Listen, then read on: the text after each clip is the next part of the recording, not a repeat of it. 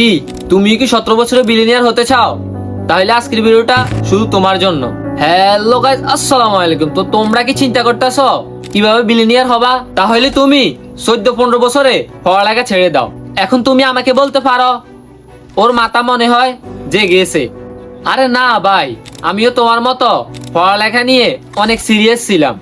ভাবতাম পড়ালেখা ছাড়া কখনো বড়লোক হওয়া যাবে না, কিন্তু আমি এখন 17 বছরে এসে বুঝতে পারি পড়ালেখা করে কখনো বিলিনিয়ার হওয়া যাবে না। কারণ আমি যদি কমসে কম পড়ালেখার পিছনে 25 বছর ব্যয় করি, তারপরে চাকরি পেতে পেতে আরো 5 বছর দৌড়লাম ব্যয় করি, তাহলে আমি কিভাবে বিলিনিয়ার হব? আর বিয়ে শাদিও করব কিভাবে?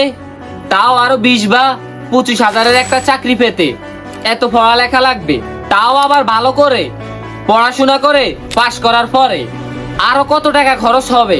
ওইগুলা উঠাতে উঠাতে আরো কয়েক বছর চলে যাবে। তারপরে বিয়ে শাদী করতে করতে 35 বছর কেটে যাবে। তারপরে বুঝবা মা বাবা স্ত্রী সন্তান হলে তার খরচ সব মিলিয়ে অনেক টাকা হয়। এখন সরকারি বেতন কত বা বাড়ে, হয়তো 30 বা 35 হাজার হয়। এগুলা দিয়ে কি আর হয় বলো এবার? তো তারপরে কি করে? ওরা ঘুষ খাওয়া শুরু করে, কারণ এছাড়া তো তার কোনো উপায় থাকে না। কারণ যে একটাই, অনেক মানুষের দায়িত্ব পড়ে যায় ওই সময়। এবার বলো, তখন কি তুমি পরিবারের পিছনে টাকা খরচ করবা, নাকি বড় লোক বা বিলিনিয়ার হবা? বলো, নিজে তো চলতে কষ্ট হবে সে সময়। এবার তুমি আমার কথাগুলি একটা দিন চিন্তা করো, তারপরে কমেন্টে বলে যাবা যে আমার কথাগুলা কি যুক্তির না যুক্তির।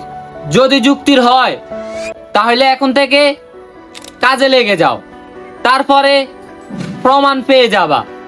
শুধু একটু কষ্ট করবা, যে যাই বলো তুমি কান দিবা না, তাহলে দেখবা তুমি সফল।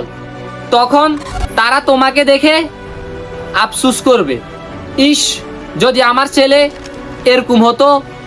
হয়তো তোমার মা বাবাও তোমাকে সাপোর্ট করবে না, তারা হয়তো বলবে এটা দিয়ে কি আর দিন যাবে? তুমি কিছুই বলবা না, তুমি তোমার কাজ চালিয়ে যাবা, তাহলে দেখবা তুমি সফল।